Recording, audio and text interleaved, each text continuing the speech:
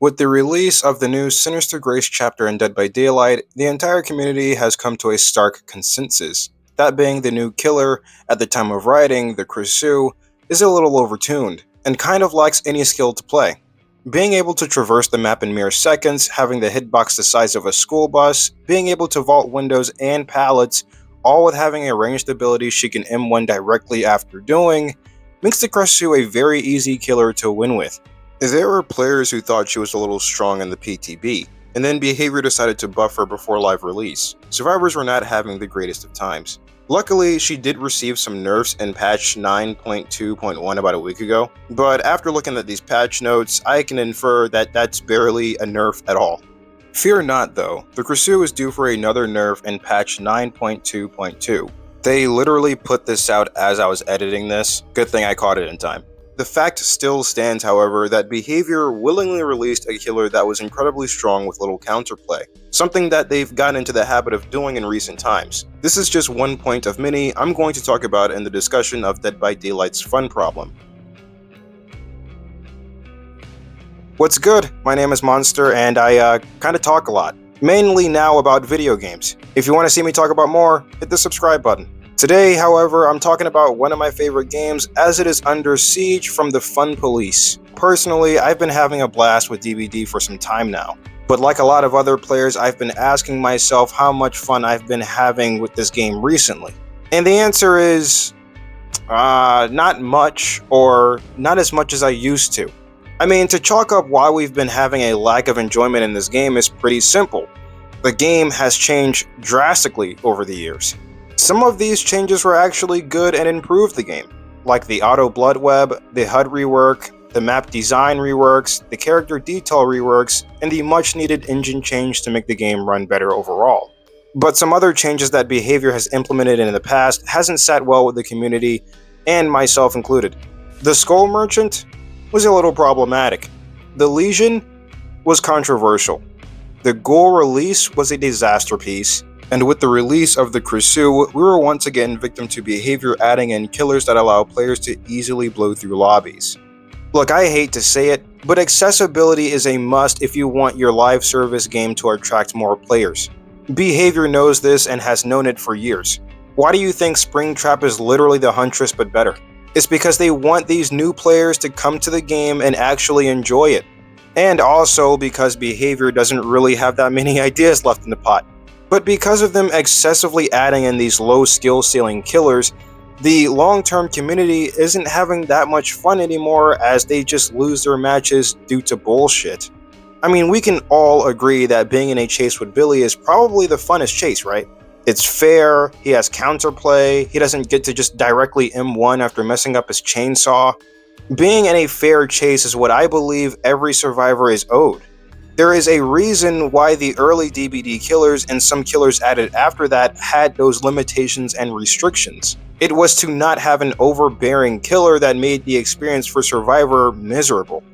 Now with DBD being 9 years old, survivors have obviously gotten better and they have a plethora of second chance perks to choose from, along with a load of exhaustion perks to match. Not to mention the Survive with Friends feature, allowing your survivor buddies to disclose vital information about the killer's perks and whereabouts. When Swift was first added into the game, it was extremely controversial, as many killer players believed it to be unfair. Some of them even claimed that it was blatant cheating. To some extent, I can understand, and kind of agree, mainly because a lot of killers, playstyles, and perks become borderline obsolete when playing against a team with comms trying to actually win the game. And even besides survivors having the ability to team up with comms, they now have the ability to protect themselves a lot better due to Behavior's palette quality of life change. A quality of life change that allows all realms to draw from the same pool of available maze tile layouts. And a change that added a crap ton of palettes to realms that needed them, and a crap ton of palettes to realms that really didn't. Thanks, Behavior. So in short, the quality of life was exclusively for survivors, allowing them to take just a few short steps to always be able to find a pallet anywhere. Of course, if they're facing an S-tier killer, that quality of life change is going to be a godsend. But here's the problem. Not every killer in the game is an S-tier killer. Nerf Pig. You see, if there's one problem that the entire community as a whole understands, is that behavior doesn't understand their own game. There is probably nothing that pisses us off more than when behavior comes around and fucks something up. Generally, I believe the community would be a lot happier if behavior didn't do this on a consistent basis. Like in patch 9.1.0 when they decided to buff Clown. That was so much fun. Or when they added the most unliked killer to 2v8, which is the most fun game mode. Or when they added skill-based matchmaking to their asymmetrical horror game. Haddonfield. The list can go on and on. It is no secret that behavior is out of touch with their own creation. What makes it worse is that they barely listen, if not at all, to their own community. There are things that got implemented years after the community has started begging for it, and changes that behavior took their sweet-ass time to roll out. And I hate to beat a dead horse, but we cannot keep expecting behavior to listen to any one of us, especially after the shit they pulled during the Walking Dead Chandler Riggs live stream. On the one hand, we have to hold behavior accountable for the mistreatment of their game and the community. But on the other hand, I can't say I entirely blame them for neglecting a huge portion of their community. Because truth be told, a large portion of this community is unbearable. Sometimes I'm glad I don't play on PC because of how many crybabies and toxic people there are. We can sit here and fault behavior for all their weird changes, but truthfully, there was a crybaby at the source of them all. You could be a content creator who's trying to shed light on negativity to hopefully encourage players to be a little more respectful to their playmates, and still get hate from part of the community. It's absolute insanity, you can't make this shit up. People are hesitant to even start the game because of how much they hear and how much they see of the vile community that doesn't seem to slow down on its toxicity. But by far, the most unfun part of the game is unfortunately the game itself. Playing both sides, Killer and Survivor, gets very annoying at a certain point. Camping, tunneling, and slugging has been at the forefront of every one of these discussions. Trying to win a game against a well-coordinated Swift means you're gonna have to use some dirty tactics. And even though most survivors know this, it doesn't make the experience more enjoyable. Behavior has tried to counteract all of those things, but the way they went about it was terrible. Instead of fundamentally fixing the issues, they added perks to the game as band-aid solutions. If every single killer in the game played like that, this would not have been a problem. But of course, not everyone does. Survivors started using those perks offensively, purposely putting themselves in the position to proc said perks while having a combo set up to allow for some disgusting plays. This, in turn, made Killer unfun because most of the time, there is nothing you could do about it. But whether you're playing Survivor or a Killer, you're not safe from your favorite build staple randomly getting nerfed out of nowhere. Just a courtesy on behalf of behavior due to its constant complaining community, and the other part that likes to abuse what's really strong at the moment. If you haven't noticed the recurring theme already, let me summarize it for you. Behavior adds this, so they have to add that. Behavior nerfs this, then people play something like that. Behavior buffs this, and people start running these. The constant back and forth, nerfing and buffing is one issue of many that continues to exhaust the community.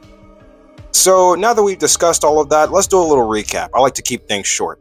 You got a game that's now pumping out easy killers that basically feeds the player. Don't think you'll have an easier time playing Killer with all the second chance perks. You are going to lose your shit going up against, and the exhaustion you'll hate to see, along with the teams you didn't ask to face. And let's not forget about the wacky map design that will pretty much determine who's going to win the game from the jump, and a dev studio team that will try to fix the issue, but somehow make it worse. No need to berate them, they'll probably mess something up that nobody was even talking about. And should you consult the community? Probably not, because half of them will call you an idiotic bigot just for sharing your opinion. The more I come back to these conflicts and think about why the community is so at odds with the game they can't seem to put down, I guess the more I realize that the game everybody has come to love isn't here anymore. Whether you started 3 years ago, 7 years ago like me, or just 5 months ago, that game literally isn't here anymore. And for most people, that constant back and forth changing is annoying. The questionable decisions that behavior makes sours the mouths of the people that actually play this game regularly. And as far as advice goes, I would try, and try is the word of the day here, to focus on what you like within the game. try to weed out what you don't like as best as you can. And if you don't like sweaty players, maybe lose a couple matches. And if you don't like the next patch, maybe don't play for like a week or two. Seriously, it is mostly within your power to make sure you have a reasonable experience. Funnily enough, I'm saying all this knowing that I'm going to play Dead by Daylight maybe later today or tomorrow and get pissed off at it the same way I did yesterday. Once again, my name is Monster. I like to talk about games and stuff. If you like games, subscribe. Like the video so someone else can see this too. And hopefully, I'll be talking to you later. Stay easy.